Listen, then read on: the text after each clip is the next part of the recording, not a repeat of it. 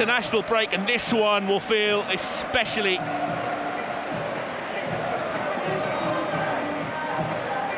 encouraging against a team pushing for automatic promotion, a team that don't concede very many.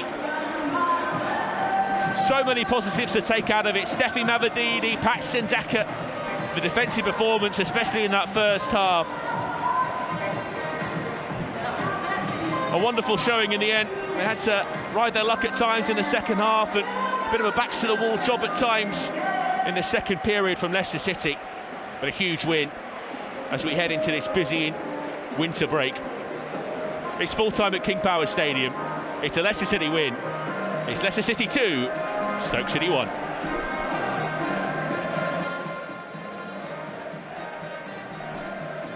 Thank you, Charlie. A great win. Back-to-back wins for Leicester City. Paul Konchesky and Matt Elliott here in the studio, but Jerry Taggart is out there inside a very happy King Power Stadium.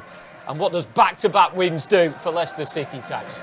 Oh, it's massive, isn't it, in the greater scheme of things, especially after the international break.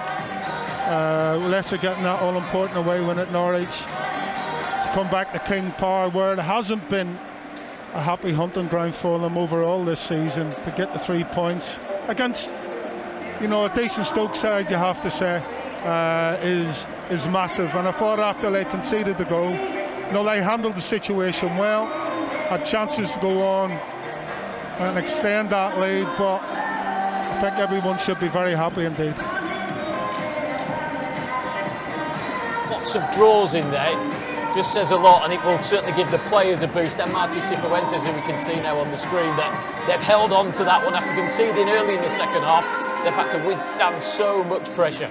Yeah, absolutely, John. I mean, and you know, the one thing that hasn't been working this season is for Leicester is the goal scoring from the centre forwards, and we can put that to bed now. Paxton Daka, I thought, was sensational today. His overall game, absolutely excellent, and to cap it all off with his first goal this season, and what a finish from him as well. I mean, take it by, my friend. Other end of the pitch, and we'll get into him in more detail as we go over the game, but Asmir Begovic, 38 years of age, 2 super saves in that second half, but his experience, you touched on it right at the end there, so crucial. Yeah, without a doubt, John. I mean, when you're under pressure, back four, and obviously the three of us, all defenders, and at times you just need your keeper to come and take a little bit of that pressure off you, and he used all that experience today in doing so. You know, coming for crosses, coming for corners, just getting a good solid hands on them, getting away to safety, and that's what you want from your keeper. But I mean, a couple of saves today were top drawer, weren't they? Especially the one where Stoke forward man off was through 1-on-1, and that's a big right hand that he tips it over the bar with. So unbelievable performance from him as well today. Give you a breather, but you're inside the stadium, win, lose or draw. Marty Cifuentes has been keen for the players to go and greet the fans, applaud their support. Different today that it's a happy King Power Stadium that he's taking those players around. Yeah, absolutely, and they've got something to cheer about as well, and a really good performance today, I have to say. Full of energy, full of intensity and intent as well. I mean, hopefully this is a sign of things to come, and hopefully, you know, the players give the fans, or continue to give the fans, something to shout about. Inside the stadium, we've got Matt Elliott and Paul Konchesky. Paul, you touched on it at half-time. That 2-0 lead wasn't as comfortable, maybe. The next goal was always going to be crucial, and Stoke got it so early in that second half. Not what Leicester needed, but that set up the story of that second period, really. Yeah, it wasn't what we wanted. Like I said, not winning many games at the King Power. You concede early in the second half. Then it's a little bit back to the walls, and in your head, are you thinking this is going to happen again? I think Matty said you don't want it to be getting to a draw, because they could be fighting for a draw. But I held out. I think Tags was right there. I think Daka was unbelievable. up top, his work rate. But to get a goal like he did will hopefully give him a lot of confidence for the next few games. That goal, Matt, will be frustrating. Not just the timing of it, but the manner of it. It was frustrating after such a good end to that first half. Yeah, listen, you expected a bit of pressure maybe from Stoke, but not that early, really. It should be ready to come out second half and prepare for what comes ahead. But yeah, I don't know, switched off is the right thing to do. I mean, that got mentioned. It was certainly loose defending, especially when they'd had the wake-up call. Jerry just referenced it there. The Begovic save was only 30 seconds or so before the actual goal was conceded, and you thought, right, that was a little bit of a let-off. Brilliant save from Begovic. You think, right, come on, rally yourselves, wake yourselves up and switch on. And that didn't happen. The goal was too easily conceded, wasn't it? But tell you what, overall, I thought the performance was decent, solid enough, but against tough opposition. But wonderful result, isn't it?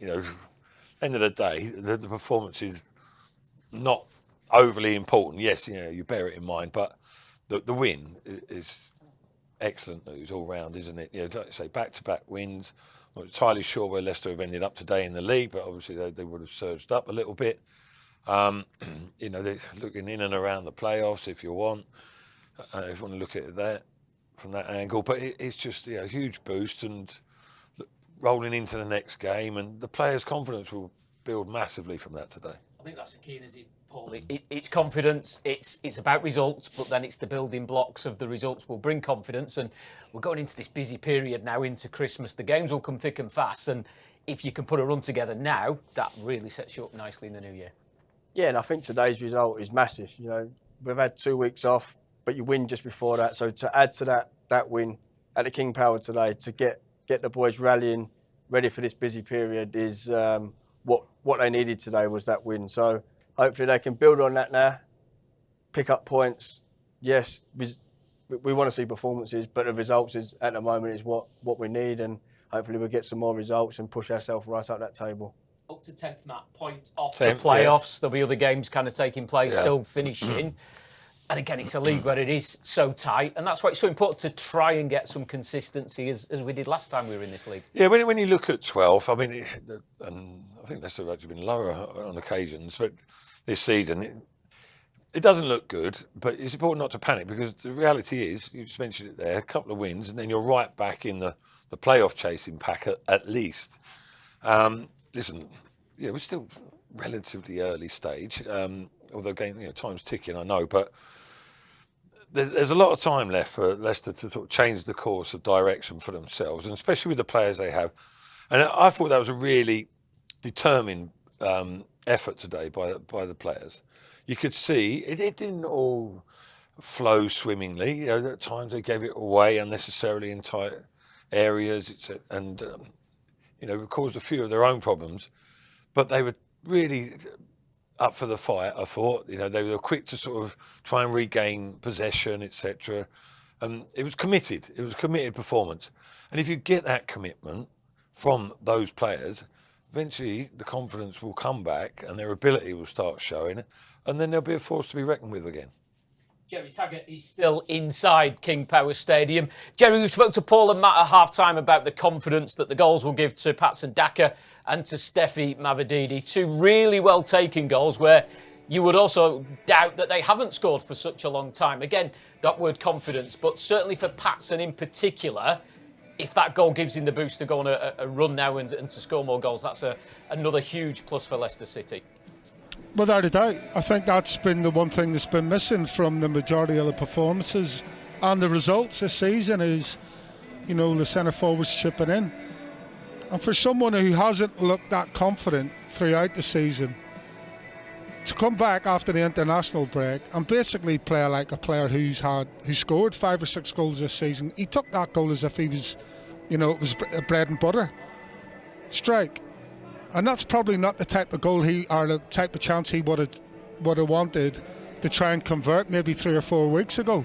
He would have wanted, he just stuck his toe out and the ball hits on the end of his toe and goes in the back of the net from a yard or 2 yards. But the way he finished it, I mean, that showed me a man who is confident, who has confidence, and not lacking it. And his overall game as well, you could see what it did. His overall game, I thought, as I said, was excellent, and I'm sure that scoring that goal, getting off the mark, went, some way to helping him, put in that performance that he did today. Mavididi, again, a player who's not scored this season, a player that we've seen has been lacking confidence. He wants to get back to that form of 2 seasons ago, but a finish that was unbelievable. Yeah, I mean, he was excellent again. His work rate today is as good as I've ever seen it, with and without the ball. And the goal itself, I mean, the confidence he was looking for a pass, it never came, and then to have the confidence to shift it onto his weaker left foot and just hit one. That's all you ask your forward players in those kind of positions. If you don't shoot, you don't score. And he just had a pot shot that hit the target and went in under the underside of the crossbar. So fair play to him. I mean, a superb performance from him as well. Gerald, Matthew. Hello, Matthew. Oh, son, you're all right. So, yeah, just a quick one from me. Just did you sense in that performance today like a sort of a collective determination to get things back on track after what's been, a sticky period, hasn't it? But I personally, and I think you agree, that Leicester have got the potential to be much higher up the league. But yeah, there was sort of proof in that performance that the determination was there. Yeah, I think, obviously the first, 5 minutes of the second half, where they just sort of went to sleep a little bit and conceded the goal. And obviously the chance just before the goal as well. So maybe apart from that, then yeah. I mean, after Stoke's first goal, I thought they managed the situation really well. They didn't panic. They settled back into a rhythm. And they had other chances to possibly extend. All right, none of them were clear-cut chances, but they did create other chances. Another chance, ironically, for Patson Daka, who unfortunately just couldn't sort his feet out quick enough. Will that ball from Jordan James at low cross into the box from Jordan James. But yeah, overall, I thought Stoke would cause more problems towards the back end of the game, pile the pressure on more, have more chances or opportunities to get back level, but Leicester seemed to deal with those well and sort of kept them to a minimum. Yeah, because for Leicester to nullify Stoke as they did, like Jerry, us three, we all thought, here we go, there's going to be a real surge now, especially in the later stages. Didn't really materialise, did it? And I thought Leicester, again, those couple of instances that Jerry mentioned, but with them aside, it was a bit of a stalemate. It was a little bit of a slog, wasn't it? But Leicester made it that way. Jordan James was in there, he was scurrying around in midfield, and everyone to a man, sort of, you could see that determination not to let things slip. And I thought that's, when Leicester show that side of the game, they've got the other side of the game, mix the two together, and bodes really well going forward. Look at Stoke today, and Leicester played Middlesbrough not too long ago, another team in that kind of top 3, top 4. Are we seeing enough that we know that the quality in this Leicester squad are probably better than the other squads in there? And again, it's the building blocks, but knowing that Leicester could really progress in this division. Yeah, like you said, you've played at the moment probably 2, 3 of the better teams in the league, and you've matched them. And Coventry as well. Yeah, I think personally the squad here is capable of beating everyone and anyone in this league, and they've got Premier League players in this team, which a lot of the other Championship teams haven't. They've got a fantastic squad, and I think, like you say, now 2 games with 2 wins, can they build on that and breed that confidence that they know that's what they're going to need, and stick together and climb up that table. I feel like we were the Mystic Megs of Leicester City today. We talked about Daka, he scored. We talked about Mavididi, he scored. We talked about Asmir Begovic and stepping into the injured Jakub Stolarczyk's shirt. But the 2 saves he made, one early in the half, one a little bit later on, 38 years of age, defying his age maybe, acrobatics, super save, and ultimately it's match-winning saves in that second half. Yeah, certainly. He's been really impressive. I wouldn't say surprisingly, because we all know the sort of quality of keeper that he's been throughout a very long career, but I suppose you're just questioning whether he's still got that agility, on demand at his ripe old age. But just testament to his professionalism, isn't it, as well? And yeah, when he's been needed, say he was crucial against Norwich 2 weeks ago. I think the score was 0-0 at the time, but it would have been Norwich taking the lead. Great save that we highlighted before the game, and he had his moments again this afternoon, didn't he? But most crucially, late on, people would say routine, but he came, gathered, took the pressure off the defence, killed the situation a little bit, and yeah, he must be a defender's dream to play in front of, really. I think, because he's going to do the right thing. He never does anything, touch wood, ridiculous. Nothing too unexpected. He's a proper steady Eddie, solid professional, and you can ask for no more than that. I'm watching him out there. He's a big talker, so I imagine late in that game where nerves may be kicking in a bit, he's probably just calming everyone down in front of him, as Matt said. He kept coming and claiming and just settling all the nerves. Yeah, we spoke about him before and at half time, and like you say, I think it was in 92, 93. I think Creswell tried to put a big lump up, and he's come out and caught it and kills the game and uses the time he's got. Even though he's only got the 8 seconds, he slows everything down, and he's someone that you'd want behind you, especially late in the game as a defender, knowing the way he talks, the way he demands, and how he can control his box. It'd be a real good influence on the other players as well, young and older, if you like, because he's been around the block. He's a real sensible guy. He's got intelligence about him as well, and experience, and you're only going to benefit from being around him. Wondering what Martin Cifuentes is thinking right now. I think after every game he's kind of said there's more to come, there's more to come. Even after 2 successive wins, I think he'll probably repeat that message. There is more to come. He's still getting his philosophy, I suppose, onto the squad. Yeah, well, I'm sure he'll be saying that to the players as well. He's got to make them believe that as well. And I would imagine they do. They should know that, really, without the manager putting that message across. But sometimes it's nice to hear, just to reinforce things. But I'm surely these players, they've said it before, should be frustrated with themselves how things have gone. And I think we're seeing signs of that. I think they're regrouping a little bit, and they're probably having chats internally as if to say, come on lads, we're better than this. We know we are, come on. Let's not let this happen for too much longer. And hopefully these last 2 games are the signs that things are turning, because again, I repeat myself, Leicester do have the capabilities and the potential to do something big in this league. Jerry, you're still with us. Are you seeing that? Are you seeing the side developing, changing, and getting into Martin Cifuentes' style as each game progresses? Again, getting back-to-back wins will certainly help that. Yeah, I think it's still early days. Obviously he's had a philosophy since the first day he walked through the doors, but I think having that cutting edge at the top end of the pitch has obviously been an issue in recent games. We haven't seen that today, so that's a good start. Being a bit more difficult to beat, I've seen that in the last 2 games, and that's something that we have to continue to see, until the end of the season, basically. Having that steeliness about you, not to concede and not to, give away soft goals.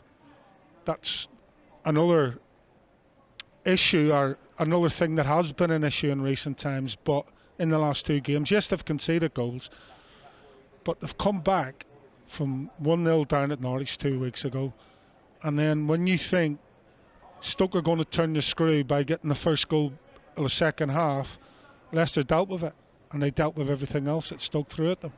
So you'd like to think that, the last couple of games have been a turning point for Martin Cifuentes.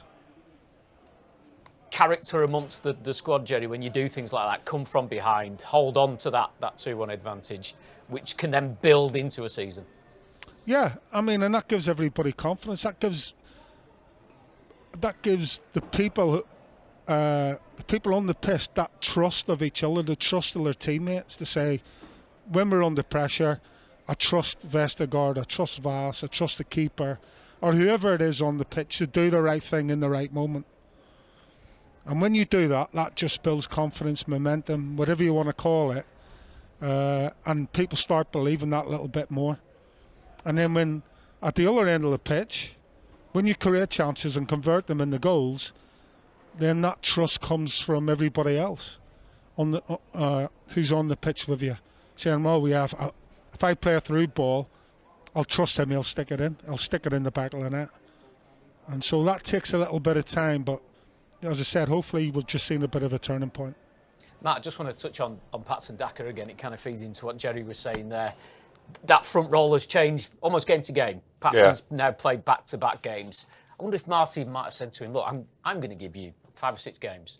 That must mentally think, right, okay, rather than thinking, I'm going to be out for the next one, if he's been told there's a run of games or you get a goal, you know you're going to probably start the next game, and just bed himself into that position. Yeah, I'm sure managers have done that in the past. It's sort of a double-edged sword, isn't it? Because, yes, that gives him the backing, but then, just say Carranza, he gets wind of that and he's like, oh, it's going to be a bit of a slog for me. So 6 and 2 threes, isn't it? But, you know, because you want him buzzing if and when he comes on. So he probably hasn't said it as directly as that, but yeah, I think you can read between the lines as an individual.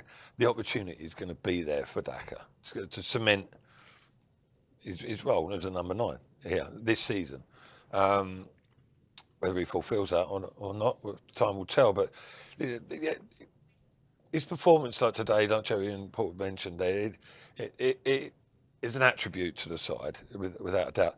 There's more he can bring to his game at times. You know, it's not the finished article by any stretch, but he brings positivity in terms of his runs and etc. So and he's willing, he works hard, and he can finish. Despite his recent record, he can finish.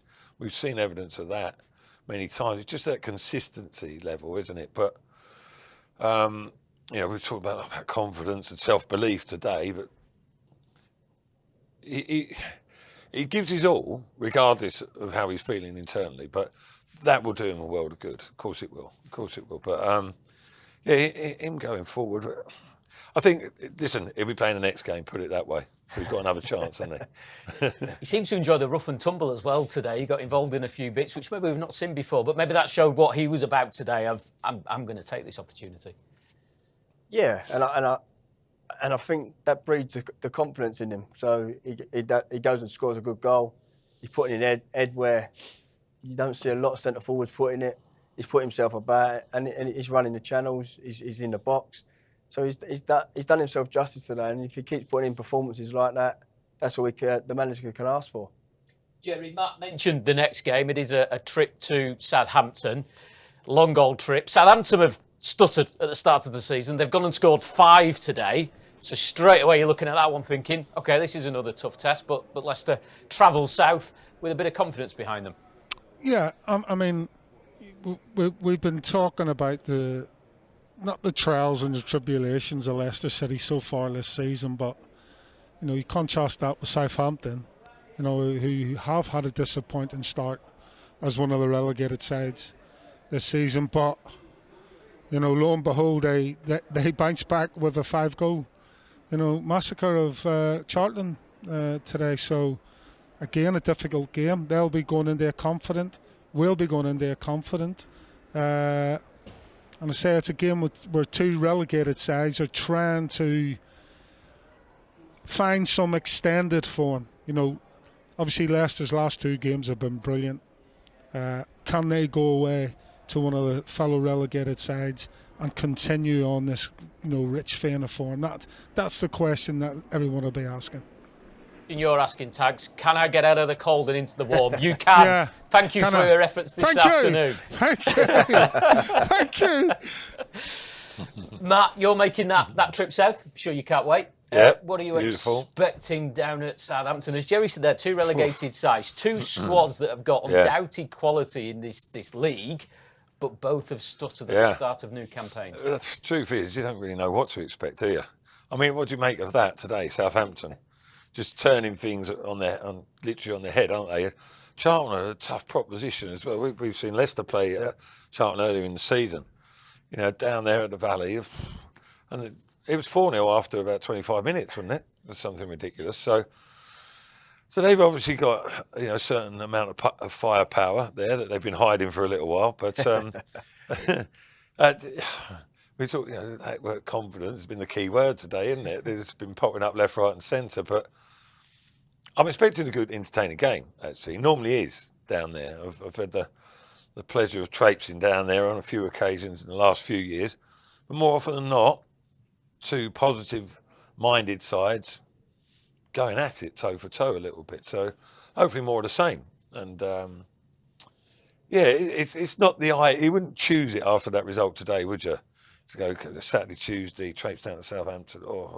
But listen, they've got to be positive-minded, haven't they? And embrace the challenge. So I'm looking forward to a good encounter. High scoring, I fear. We'll go with that. Matthew will be there. If you can't make it, there are various ways to watch and listen via Fox's Hub.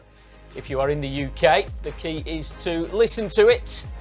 And if you head over to LCFC, all the details will be there. You can listen live. You can get your monthly pass for £4.99 per month. If you are an international viewer, you can pay £25 a month for the International Game Pass, where you can watch all the action, not just of the game at Southampton next weekend, but all of the Leicester City games throughout this season.